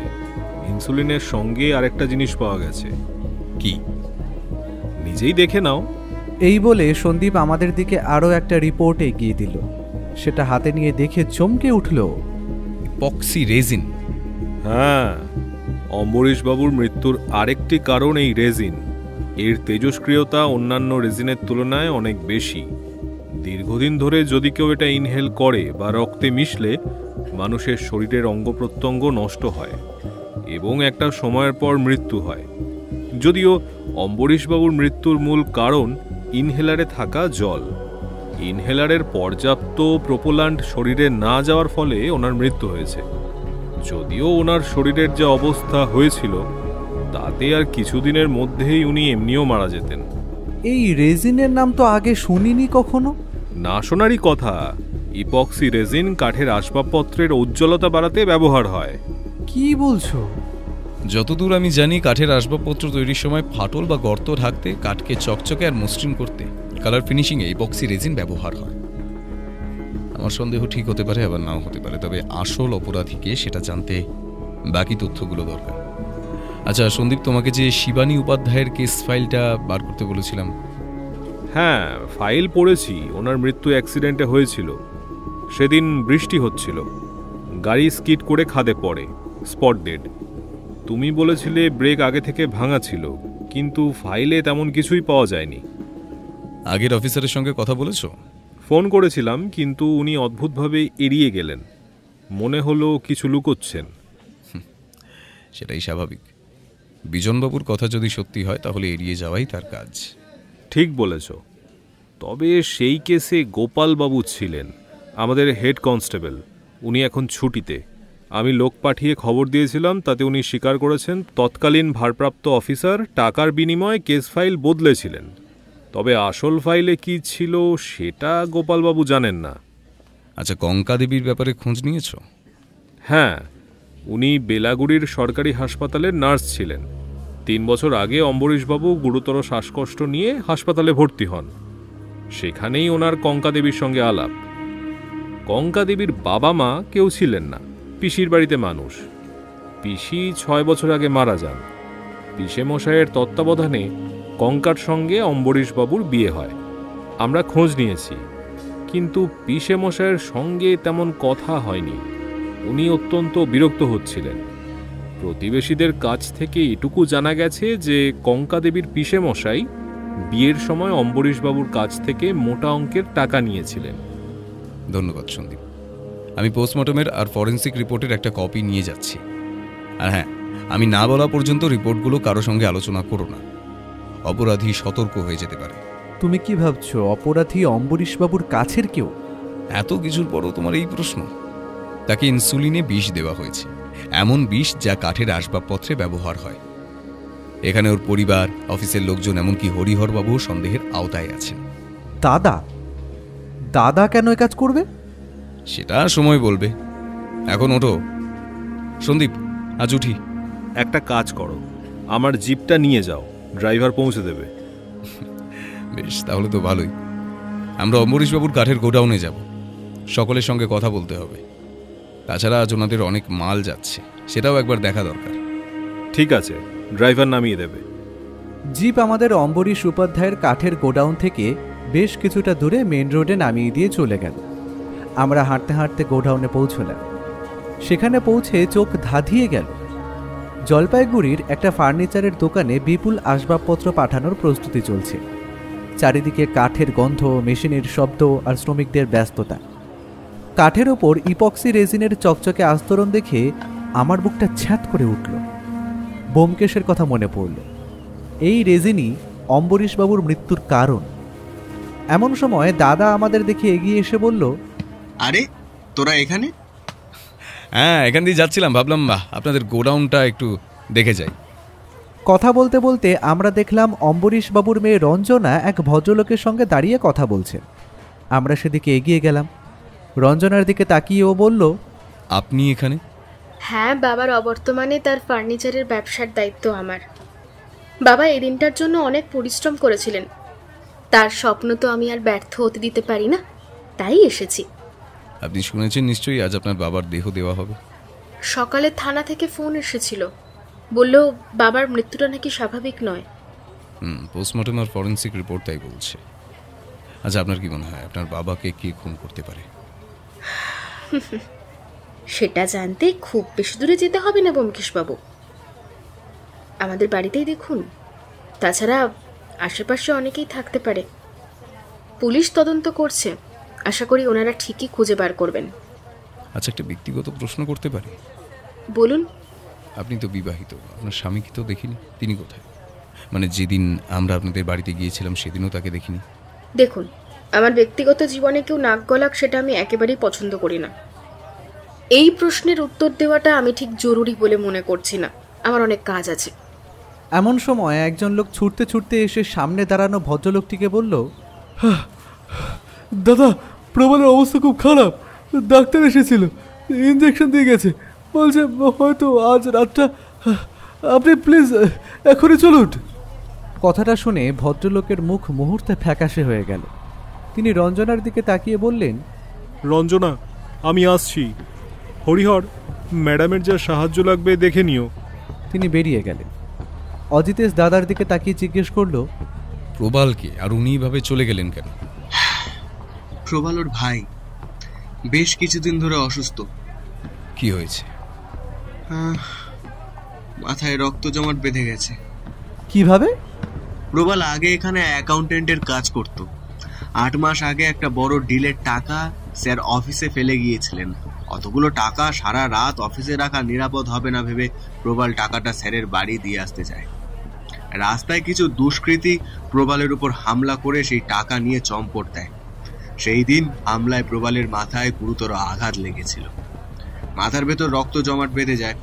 ওষুধ খেয়েও রক্ত জমাট সারে না, উল্টে মাথার ভেতরই ওই একটা নির্দিষ্ট অংশে আরো বেশ কিছু ক্লট তৈরি হয়। গৌরাঙ্গ বাবু ভাইকে কলকাতায় নিয়ে গিয়েছিলেন। ডাক্তার বলেছিলেন ওই ক্লট অপারেশন করে বার করতে হবে, নইলে ওই ক্লট সারা মাথায় ছড়িয়ে পড়বে এবং প্রবালের মৃত্যুর সম্ভাবনাও আছে। কিন্তু আমাদের দেশে এত জটিল অপারেশন হয় না, আর হলেও তার যা খরচ, সে খরচ তোলার সাধ্য গৌরাঙ্গবাবুর নেই। ফলে আস্তে আস্তে প্রবালের মাথায় রক্ত আরো জমাট বাঁধতে থাকে। বর্তমানে ওর মাথায় খুব যন্ত্রণা হয়, সেই যন্ত্রণা চোখে দেখা মতন না। ব্যথা অনেক বাড়লে ডাক্তার এসে ঘুমের একটা ব্যথার ইঞ্জেকশন দিয়ে যায়, কিন্তু ওর আয়ু বেশ। হরিহর বাবু, ওদিকে একটু দেখুন তো মাল লোড হচ্ছে কিনা, বৃথা সময় নষ্ট করবেন না। আর ব্যোমকেশ বাবু, আজ আমাদের বেশ চাপ আছে, একদিন বাড়িতে আসুন, তখন কথা হবে।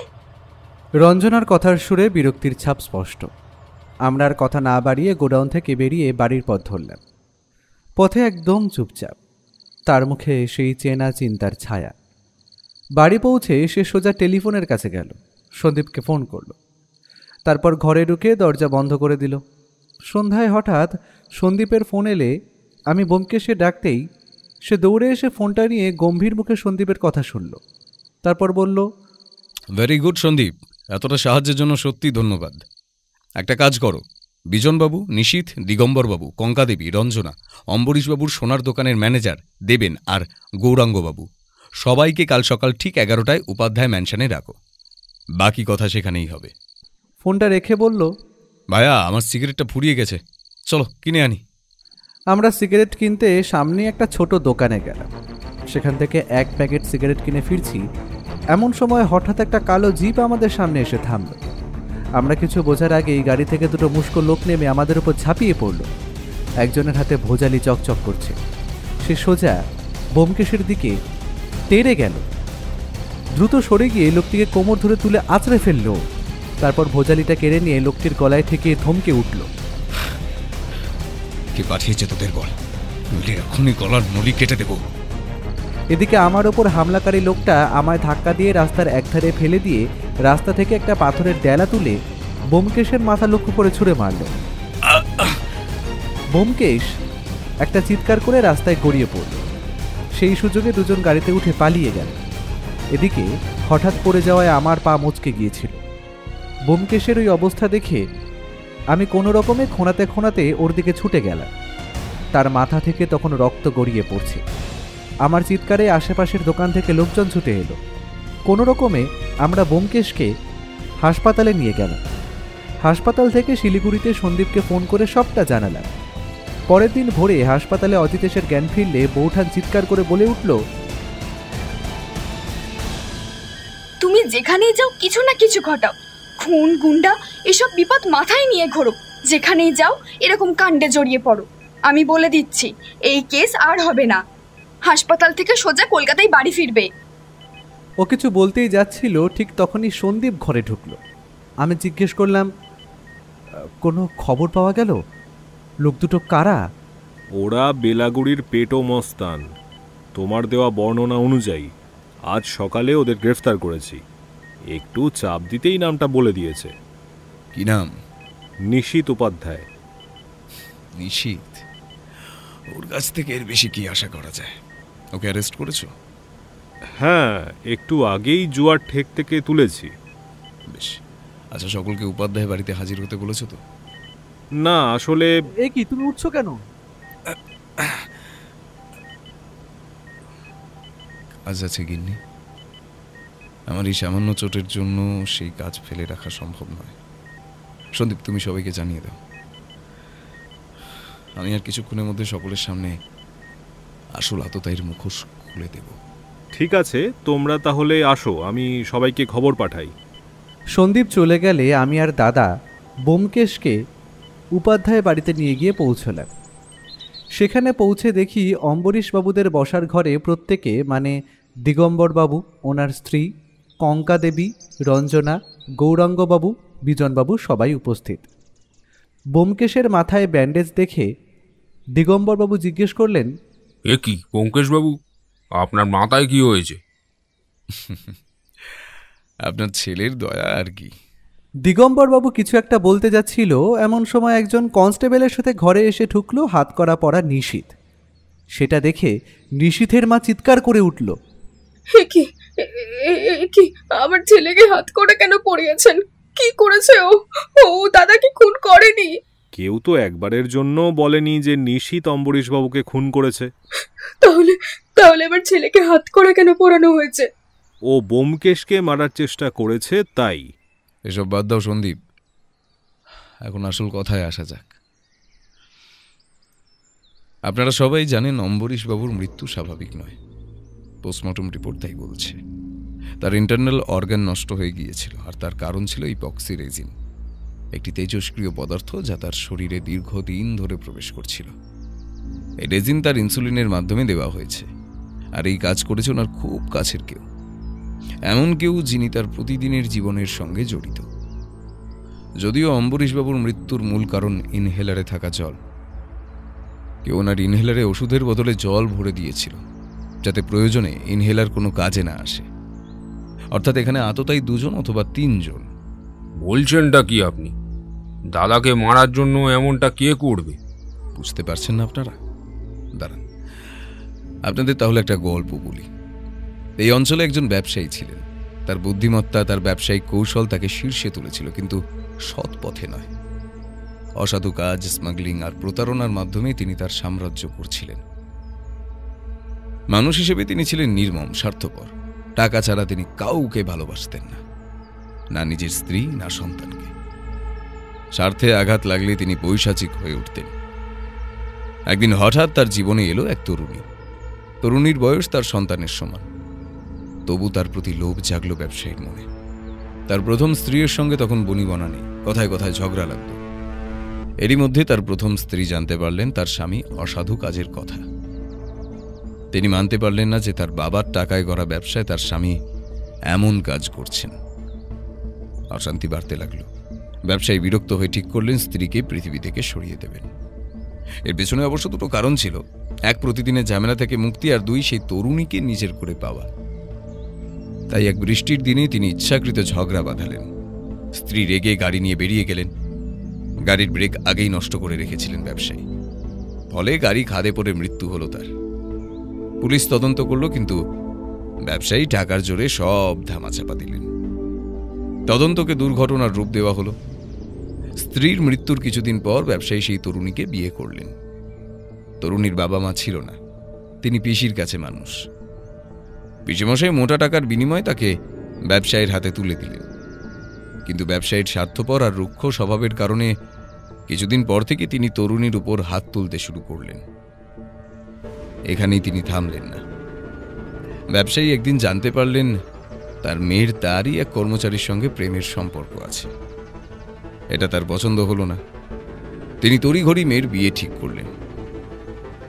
মেয়ে বেঁকে বসলে অম্বরীশ গুন্ডা লাগিয়ে তার প্রেমিকের উপর হামলা করালেন, তাকে শাসালেন। যদি সে তার পছন্দ মতো বিয়ে না করে তাহলে তার প্রেমিককে চিরতরে মেরে ফেলবেন। প্রেমিকের প্রাণ বাঁচাতে মেয়েটি বিয়েতে রাজি হলো, কিন্তু সংসার টিকল না। সে বাপের বাড়ি ফিরে এলো। ফিরে এসে জানতে পারল তার বাবার পাঠানো গুন্ডার হামলায় তার প্রেমিক গুরুতর আহত।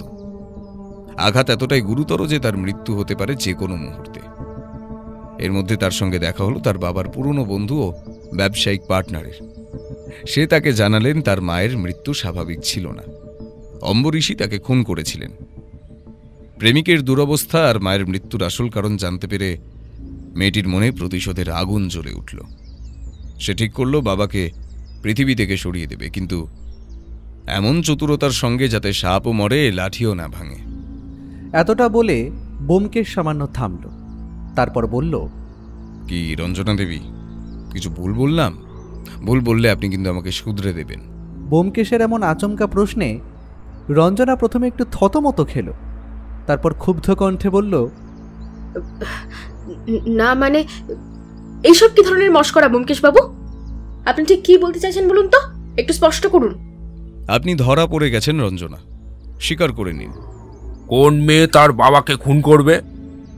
এত বড় অপবাদ দিচ্ছেন যে আপনাদের কাছে কোনো প্রমাণ আছে? প্রমাণ? গতকাল কাঠের গোডাউনে যখন একজন এসে গৌরাঙ্গবাবুকে প্রবালের খবর দিল, তখন আমি রঞ্জনার চোখ মুখের অবস্থা লক্ষ্য করেছিলাম। প্রবালের কথা শুনতে তার মুখ ফ্যাকাশে হয়ে গিয়েছিল, যেন তার বুক থেকে হৃৎপিণ্ড ছিঁড়ে বার করে আনছে। এমন অভিব্যক্তি শুধু তখনই হয় যখন কেউ নিজের প্রাণপ্রিয় কারো যন্ত্রণার কথা শোনে। সে মুহূর্তে রঞ্জনার মুখে সেই বেদনা আমি দেখেছি, আর সেটা রঞ্জনাও বুঝেছিলেন যে আমি লক্ষ্য করেছি। তাই তিনি তৎক্ষণাৎ কথা ঘুরিয়ে বিষয়টা ধামাচাপা দেওয়ার চেষ্টা করছিলেন। এমনকি আমি যখন রঞ্জনাকে বললাম তার বাবার মৃত্যুটা অস্বাভাবিক, তখন মেয়ে হয়ে সে জানতেও চাইল না যে তার বাবার মৃত্যুর কারণ ঠিক কি। আমি তখনই আন্দাজ করেছিলাম কিছু একটা রহস্য আছে। বাড়ি ফিরে সন্দীপকে ফোন করে রঞ্জনার ওপর নজর রাখতে বলি। আমি জানতাম উনি এমন কিছু করবেন যা আমাদের প্রমাণ দেবে, আর তাই হলো। গত সন্ধ্যায় রঞ্জনা গৌরাঙ্গবাবুর বাড়ি গিয়েছিলেন। সেখানে প্রবালের সঙ্গে তার কি কথা হয়েছিল সেটা সন্দীপ বলুক। সন্দীপ, তুমি তো সেখানেই ছিলে, সবই তো শুনেছ। আমাকে যা বলেছ সবাইকে বলো। ব্যোমকেশের কথা মতো আমি এই বাড়ির কাছে লুকিয়েছিলাম। দেখলাম একজন কেউ নিজেকে চাদরে মুড়ে সন্তর্পণে কোথাও যাচ্ছে। আমি তাকে অনুসরণ করি। বেশ কিছুক্ষণ পর তিনি গৌরাঙ্গবাবুর বাড়ি গিয়ে ঢোকেন। তারপর আমি যে ঘরের জানলার সামনে দাঁড়িয়েছিলাম সেই ঘরেই ঢুকে প্রবালের শয্যার পাশে বসে। তারপর তার মাথায় হাত বুলিয়ে কাঁদতে কাঁদতে বলেন, প্রবাল, তোমার এই অবস্থার জন্য যে দায়ী, আমি তাকে নিজের হাতে শাস্তি দিয়েছি। যে আমাদের ভালোবাসাকে এভাবে শেষ করে দিয়েছে, আমি তাকে শেষ করে দিয়েছি। যে মানুষটা তোমাকে একটু একটু করে মৃত্যুর দিকে ঠেলে দিয়েছে, আমিও তার মৃত্যু একটু একটু করে এনেছি। জানো প্রবাল, যেদিন তোমার উপর হামলা হলো সেদিন রাতে বাবা আমাকে বলেছিল সে নিজে লোক লাগিয়ে তোমার উপর হামলা করিয়েছে। বলেছিল আমি যদি তার কথা মতো না চলি তাহলে তোমাকে প্রাণে মেরে ফেলবে। তোমার প্রাণ বাঁচাতেই আমি বিয়ে করেছিলাম। তখন জানতাম না তোমার অবস্থা এত খারাপ, কিন্তু বিয়ে করলেও আমি তো সংসার করতে পারিনি। তোমাকে ছাড়া আমি আর কাউকে ভালোবাসতে পারিনি, কাউকে স্বামীর জায়গা দিতে পারিনি। তাই অচিনের সাথে আমার আর সংসার করা হয়নি। আমি বাড়ি ফিরে এলাম, আর ফিরে এসে গৌরাঙ্গদার কাছ থেকে তোমার এই অবস্থার কথা জানলাম। শুধু তাই নয়, একদিন বিজন আঙ্কেলের সাথেও দেখা হয়েছিল। সেদিন জানলাম বাবা আমার মাকেও খুন করেছে। সব জানার পর আমি মনে মনে প্রতিজ্ঞা করলাম, আমার এই দুই মানুষের এই দুরবস্থার জন্য যে দায়ী, আমি তাকে শেষ করবই। বাবা যেমন মাকে ছলে বলে কৌশলে মেরেছে, আমিও তার ইনসুলিনে ইপক্সি রেজিন মিশিয়েছি। তুমি যেমন একটু একটু করে মৃত্যুর দিকে এগোচ্ছ, বাবাও তেমন পচে গলেই মরেছে। আমি পেরেছি প্রবাল, আমার মা আর তোমার অপরাধীকে শাস্তি দিতে আমি পেরেছি। আর শুধু মা আর তোমার নয়, আমার ছোট মায়েরও তো সে অপরাধী ছিল। আমি জানতাম ছোট মা ইনহেলারে জল মিশিয়েছিলেন, আমি দেখেছিলাম, কিন্তু কিচ্ছু বলেনি। চেয়েছিলাম তিনিও প্রতিশোধ নিন, কিন্তু জানো ওই ব্যোমকেশ বক্সী সব বুঝে গেছেন হয়তো। তাই আমি নিশীথকে উস্কে দিয়েছি, বলেছি বাবার মৃত্যুর জন্য ব্যোমকেশ, বাকি কাজ এবার নিশীথ করবে। আজ আমি উঠি প্রবাল, আবার আসবো। তুমি ভালো হয়ে যাবে, দেখো আমি তোমার চিকিৎসা করাবো, প্রয়োজনে তোমাকে আমি বিদেশেও নিয়ে যাব, তুমি একদম ঠিক হয়ে যাবে। রঞ্জনা দেবী, আপনার বাবা আপনার অনেক ক্ষতি করেছেন। আপনার মায়ের মৃত্যু, আপনার প্রেমিকের উপর হামলা, এসব আপনি জানতেন। আপনার মনে প্রতিশোধের আগুন জ্বলছিল, তাই আপনি ঠিক করলেন তাকে শেষ করবেন, কিন্তু এমনভাবে যাতে কেউ সন্দেহ না করে। আপনি কাঠের গোডাউনে যেতেন, ইপক্সি রেজিন সেখানে প্রচুর পরিমাণে থাকে। আপনি জানতেন আপনার বাবা ইনসুলিন ব্যবহার করেন। আপনি সুযোগ পেয়েছিলেন তার ওষুধে রেজিন মেশানোর। এটা মিথ্যে, আপনি মিথ্যে বলছেন ব্যোমকেশ বাবু। এবার আসি কঙ্কা দেবী আপনার কথায়। আপনি হাসপাতালে নার্স ছিলেন, ইনহেলারের ওষুধ বদলানো আপনার জন্য কঠিন ছিল না। অম্বরীশবাবু আপনার উপর অত্যাচার করতেন, আপনারও তাঁকে শেষ করার কারণ ছিল। রঞ্জনার প্রতিশোধ আর আপনার অত্যাচার থেকে মুক্তির আকাঙ্ক্ষা, এই দুটোই অম্বরীশবাবুর শেষ পরিণতির মূল কারণ। কঙ্কাদেবী মারাত্মক পরিকল্পনা করেছিলেন, আর আপনার বুদ্ধির প্রশংসা না করে থাকা যায় না রঞ্জনা। আপনার বাবার মৃত্যুটা আপনি এমনভাবেই সাজিয়েছিলেন যে আপাত দৃষ্টিতে এটা স্বাভাবিক মৃত্যু বলেই মনে হয়, কিন্তু দুর্ভাগ্য এই অজিতেশ বক্সী সবটা ভেস্তে দিল। তবে একটা কথা বলি, আইনের চোখে আপনারা অপরাধী হলেও আমার চোখে অপরাধী নন। আপনাদের সত্যি কুর্নিশ। রঞ্জনা হঠাৎ ভেঙে পড়ল, কাঁদতে কাঁদতে বলল, আমি আর সহ্য করতে পারিনি। বাবা আমার জীবন নষ্ট করেছিল, সেটা আমি মেনে নিলাম। আমার মা আর প্রবালের সাথে যা করেছিল ওটা আমি মানতে পারিনি। কি দোষ ছিল মায়ের আর প্রবালের? কিসের শাস্তি পেল ওরা? কোনো আফসোস নেই, যা করেছি বেশ করেছি। আইন বাবাকে শাস্তি দিতে পারেনি তো কি হয়েছে, আমি নিজে হাতে বাবাকে শাস্তি দিয়েছি। এখন আমার মরেও শান্তি। আশা করি আপনারা সবাই সব বুঝতে পেরেছেন। আমার কাজ এবার শেষ, এবার সন্দীপ তোমার কাজ। সন্দীপ লেডি কনস্টেবলকে ডেকে বলল, কঙ্কা দেবী, রঞ্জনা দেবী, অম্বরীশবাবুকে হত্যার অভিযোগে আপনাদের গ্রেফতার করা হচ্ছে। আরও একটা রহস্যের সমাধান হলো। আমি ব্যোমকেশের দিকে তাকালাম, তার চোখে কোনো উল্লাস নেই, শুধু একটা গভীর বিষণ্ণতা। এই রহস্যের সমাধান হলো বটে, কিন্তু এর পেছনে ছিল প্রতিশোধ, বেদনা আর ভাঙা হৃদয়ের এক করুণ কাহিনী। আমরা উপাধ্যায় ম্যানশন থেকে বেরিয়ে এলাম, মনে একটা ভারী অনুভূতি নিয়ে।